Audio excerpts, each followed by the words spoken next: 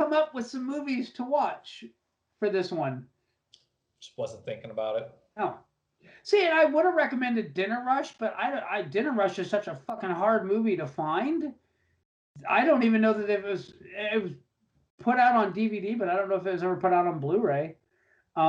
Which is a shame because I really like Danny Aiello. I've never seen that or heard of it. It's just a solid little movie. Remember this too, that a lot of movies, especially like the super obscure shit, like a lot of those movies were either like, finds from Blockbuster. And that's, I kind of miss that. I miss the video rental experience in that you would talk to people that worked there and that they would kind of have an idea what your tastes were, and they could recommend movies that you probably would not have ever bothered to look at if they didn't know that. And that's something that Netflix and Prime, it's not possible for them to do that. It is possible. That's how we got Lever to Heaven. Well, that's Netflix exactly how we got Lever to Heaven. Netflix physical media DVD rental. We watched it, didn't we? We did. Of course. I mean, it's a total outlier. You're absolutely right. Yeah, yes. It's 99.99999% of the time, yeah, it's not how you discover movies these days. And I agree with you. I miss that. We used to go to fucking Jeffco Market, or as the people that live there call it, Whitty City. Mm-hmm. The family called the Whitties owned it, so it was Whitty City. Whitty City, nice. And it was like it's like this weird kind of catch-all place. It was like a mini indoor flea market. I mean, you could buy anything there. You could buy a fishing pole there. You could buy a fucking gun there. You could buy a sandwich there. You could buy pizza there. Or you could get your milk. And they had a decent selection of movies on top of all of it. So, I mean, it was legit. It was like a miniature little market city in one little building, like in like a 2,200 square foot building. It was funny. But anyway, so what I was going to get at was, I remember discovering several movies there from the recommendation of Jeff Whitty. That's how we discovered The Usual Suspects. Yeah. How we discovered, I think, The Stoned Age from there. And I'm sure some other ones I just can't think of. But yeah. Yeah. Can absolutely relate. The other thing, too, as weird as this sounds, like, since the pandemic and, you can't fucking go out and go shopping, I miss going up to V-Stock and just looking through the Blu-rays.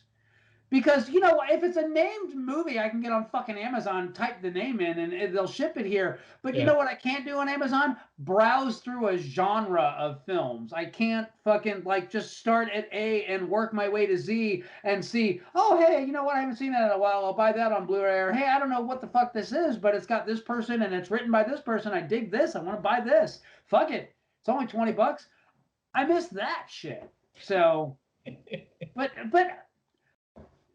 going to Blockbuster, it was an event. Like, hey, we're going to Blockbuster. You want to come with? Yeah, I'll go with. It was a thing. It's like, I missed that. I missed that kind of. It's a damn shame that Blockbuster went out of business, because it was fun to actually go and walk the wall and see what movies were being put out. Yeah. So. Yeah, I miss that too. I mean, it is what it is. I mean, Family Video was the last hanger on, and my Family Video just finally shut down like a few months ago. They're all they were closing down certain locations, but apparently this just did them in, and apparently all of Family Video's locations are closing. So but they were so fucking late in the game anyway. They came in the game right as Blockbuster was shutting down. Family Video popped up, which is really weird how they lasted this long. They lasted this long because you could get porn and games. I mean, you could get the same thing. I mean, you could get games from Blockbuster, I thought. Well, games came in very late in Blockbuster. Several things fucked Blockbuster. Number one, The sheer Redbox. cost to rent a fucking movie was fucking stupid. Yeah, $5 a fucking night. Well, it's like four and change, so it may as well be yeah, $5. four and change, and then don't forget the late fees. Yeah. Yeah, back by seven, or it's X amount per day, and so that was part of it. The other thing was that Redbox actually pitched their product to Blockbuster, and Blockbuster said, "No, no, no, we don't want that. That was dumb. That definitely shortened their lifespan quite a bit." So yeah, just imagine those boxes as blue with a Blockbuster on it. Yep. Netflix originally Yep. pitched to Blockbuster, and Blockbuster, no, no, no, people want to come to the store. Well, yeah, they do, but not every day. Yeah. I So actually had a Blockbuster subscription before I had a Netflix. I was actually getting my shit from mail through Blockbuster. yeah, I was very late in getting a Netflix subscription to the mail-in DVD service. Mhm. Just seemed like a pain in the ass to me. Yep. Constantly like be checking your queue and not know what movies were coming in and blah blah blah. But then when I was one of the first people that got Netflix as a subscription service, because Charter had started doing on demand, and I was like a big fan of on demand because originally on demand had no commercials in it. Yep. And I would like not bother to watch the show and watch it on demand, so there was no fucking commercial interruptions. And then Netflix popped up, and then on demand was like, oh, well, we started putting the commercials in so that the programs can get their advertising dollars. And I thought, yeah, fuck that. I've already got Netflix. Bye, Yep. cable. So